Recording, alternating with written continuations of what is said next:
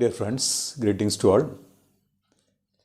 Methods of collection of data is the topic for discussion today. This is the second chapter of the subject business statistics. There are two primary methods or basic methods of collection of data. First one is primary data, otherwise known as primary source. Second category is secondary data or secondary source. Now let us study all this in a clear-cut manner. First one is the primary data.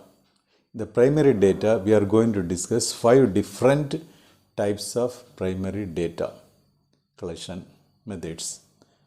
One is direct interview method, second indirect interview method, third one is information collected from local agencies, fourth one is questionnaire method, and last one is schedule method. Very easy to comprehend. That is direct interview, indirect interview, collection from the local agencies, questionnaire method, and schedule method. First one is the direct interview method. In this method, that investigator or the researcher is meeting the respondents directly and collecting the data. Face-to-face interview would be conducted and the data might have been collected. The advantage is that the researcher can be able to know the responses of the respondents immediately from his or her face. Whether they are telling truth or not can be easily identified. And major drawback is consumption of more time. Meeting the respondents is sometimes a difficult task. Travel from distant places. That is a drawback.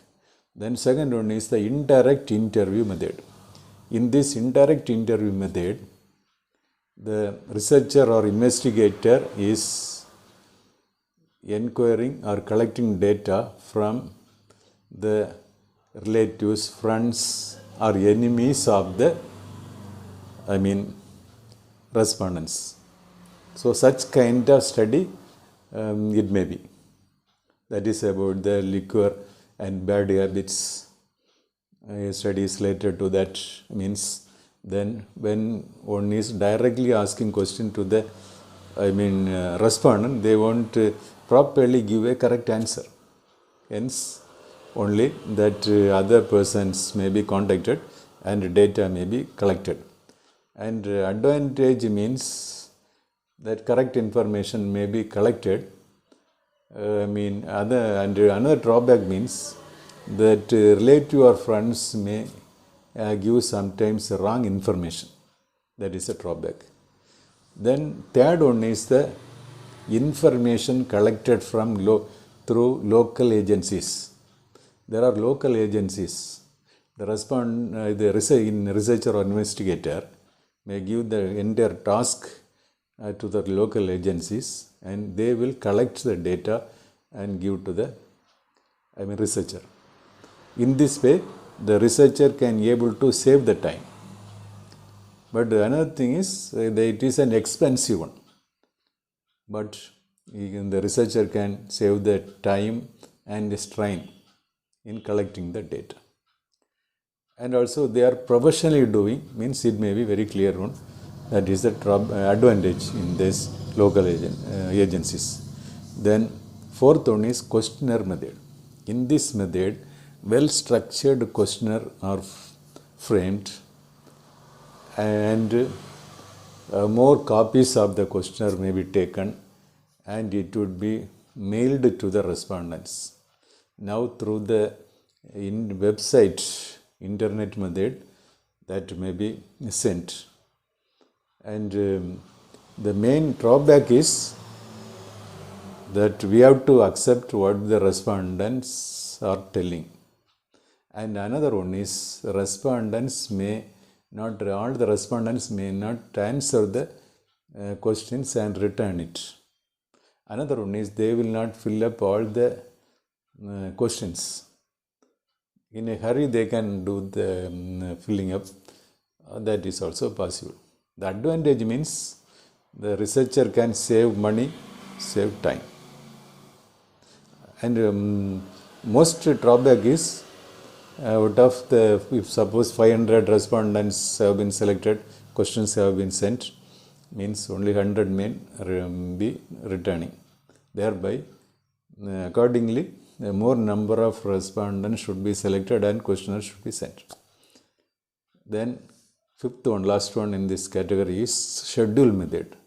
In this method, well-structured questionnaire is formed by the researcher, and the researcher is directly going to the field and meeting the respondents and asking the questions written in the schedule, questionnaire, and writing the answer by the researcher themselves. That would be very, clarity will be there, face-to-face contact is there. Then they can also know the correct response or not, it can be well ascertained. So clearly they will writing the answer. It's the only difference between the questionnaire and schedule means questionnaire is filled up by the respondents, schedule is filled up by the researcher or the investigator or his agent. Okay. Then another one is second category, secondary data. This is data collected from the secondary source, whereas primary data means data collected from the primary source, that is the first hand information. This is the second hand information. Collecting data from the data already collected by somebody else has been taken into account.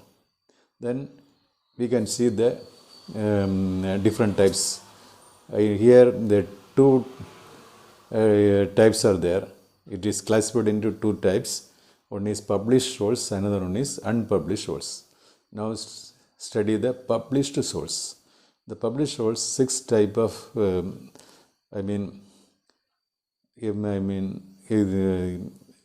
type of secondary data available. First one is the government publications. Lot of government publications are there.